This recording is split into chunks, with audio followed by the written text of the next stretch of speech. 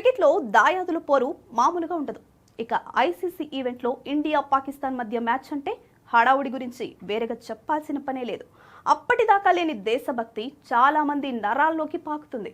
World cup గెలవకపోయినా పర్లేదు, కానీ పాకిస్తాన్ పై మాత్రం ఖచ్చితంగా గెలవాలని కసిగా కోరుకుంటారు ఫ్యాన్స్. అంతేకాదు, పాకిస్తాన్ జట్టుపై మ్యాచ్ గెలిస్తే తమ సొంత విజయంగా ఉప్పొంగిపోతారు. ఒక్క స్టేడియంలోనే కాదు, రెండు దేశాల్లోనూ ఓ రకమైన యుద్ధ వాతావరణం నెలకొంటుంది. అయితే ఈసారి మాత్రం ఇండియా పాకిస్తాన్ మ్యాచ్కి అసలు ఏ మాత్రం క్రేజీ రావడం లేదు. ఆసియా కప్ 2025 టోర్నీలో భాగంగా భారత జట్టు సెప్టెంబర్ 14న పాకిస్తాన్తో మ్యాచ్ ఆడనుంది. అయితే ఈ మ్యాచ్కి ఇప్పటిదాకా టికెట్లు పూర్తిగా అమ్ముడుపోలేదు. మరీ ముఖ్యంగా అక్టోబర్లో ఆస్ట్రేలియాతో జరిగే వన్డే సిరీస్కి సంబంధించిన టికెట్లు బుకింగ్స్ ఓపెన్ చేయగానే హౌస్ఫుల్ అయిపోయాయి. అలాంటిది ఇండియా పాకిస్తాన్ మ్యాచ్కి టికెట్లు తెగకపోవడం క్రికెట్ ప్రపంచాన్నే ఆశ్చర్యపరుస్తోంది.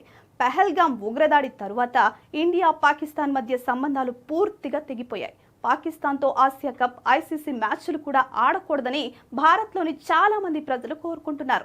కాగా ఇప్పటికే ఆసియా కప్లో ఇండియా పాకిస్తాన్ మధ్య మ్యాచ్ని బ్యాన్ చేయాలని పిటిషన్ కూడా దాఖలైంది.